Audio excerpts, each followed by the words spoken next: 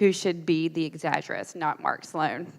And now, without further ado, y'all please meet Mark Sloan.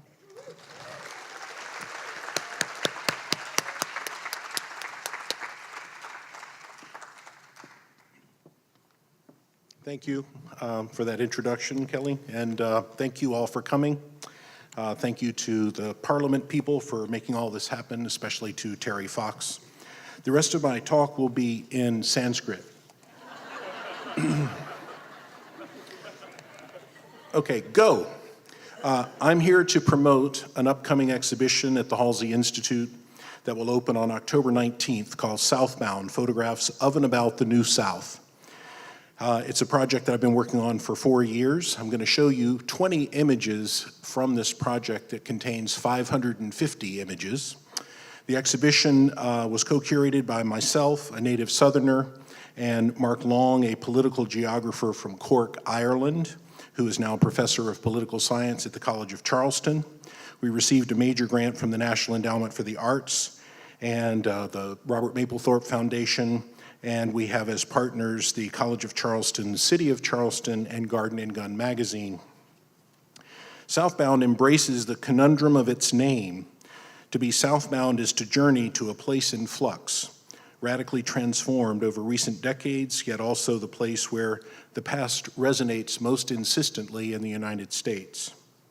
To be southbound is also to confront the weight of preconceived notions about this place, thick with stereotypes encoded in the artistic, literary, and media records.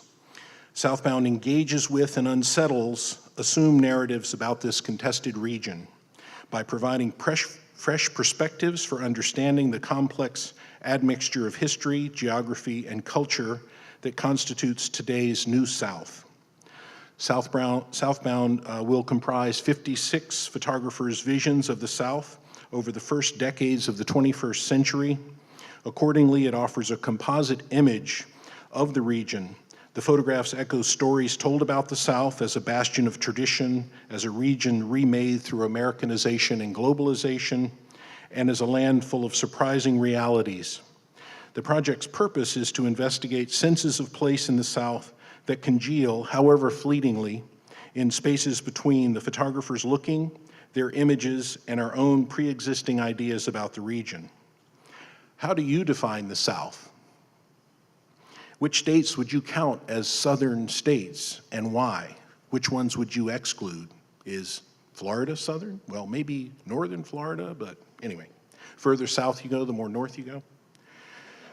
Could you do a show called Northbound and have it make any sense? These are all questions that my co-curator and I asked ourselves, and as we poured through over 600 artists' websites. These artists were nominated to us through a series of collaborators and other museum professionals, curators, writers, bloggers, and artists. And we came up with this list, and we were interested in documentary photography taken since the year 2000 that demonstrates a sustained intellectual engagement with Southern subjects. We decided on the cultural affinities map of the South, which doesn't really trace state lines. So we included Southern West Virginia, but not Northern West Virginia. We left Texas on its own because that's a whole nother. But anyway. Once we had narrowed down our list to about 75 artists, Mark Long and I made an epic road trip which led us through North Carolina, Tennessee, down through the Mississippi Delta into New Orleans, back up through Alabama and Georgia, stopping at photographer studios along the way. We were hoping to narrow our list down to 50, but couldn't get that number below 56 that are included. They all needed to be a part.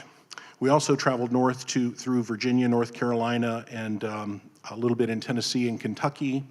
And we were interested in showing a broad cross-sectional view of today's New South. Some of the images we selected reinforce what you might expect to find in the South, and others, like zebra racing in New Orleans or the Gulf oil spill, were unexpected and unsettling. Some images ask more questions than they answer, and that's only fitting for a region known for its storytelling tradition. There are photographs depicting how we humans use the land. There are portraits, there are customs and cultural activities, and of course a few hound dogs. We also have the goal to have a broad cross-sectional collection of artists as well. Young, the youngest artist was born in 1990, and old, the oldest one was born in 1928, and from all kinds of various backgrounds. With this show, we're interested in presenting a complicated picture of what the South is, what it might be, with emphasis on change. There are 220 prints in the exhibition itself. There are 550 on the website. There's a standalone website.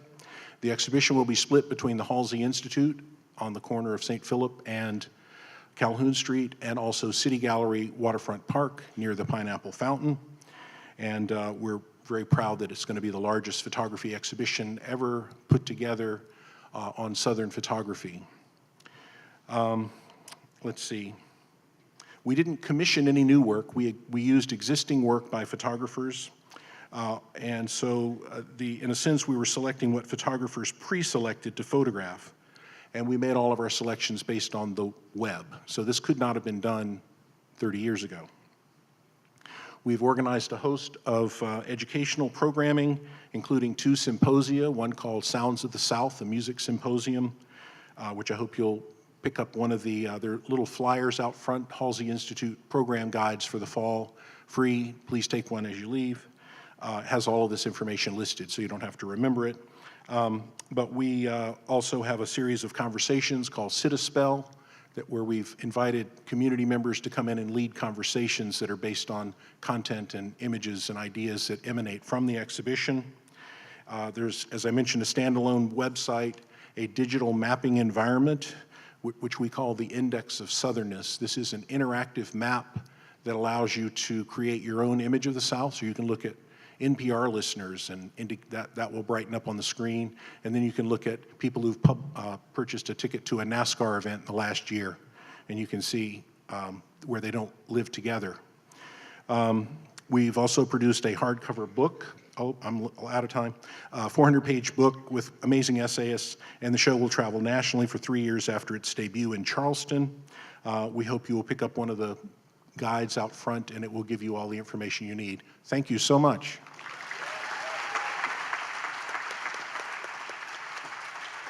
Thank you, Mark.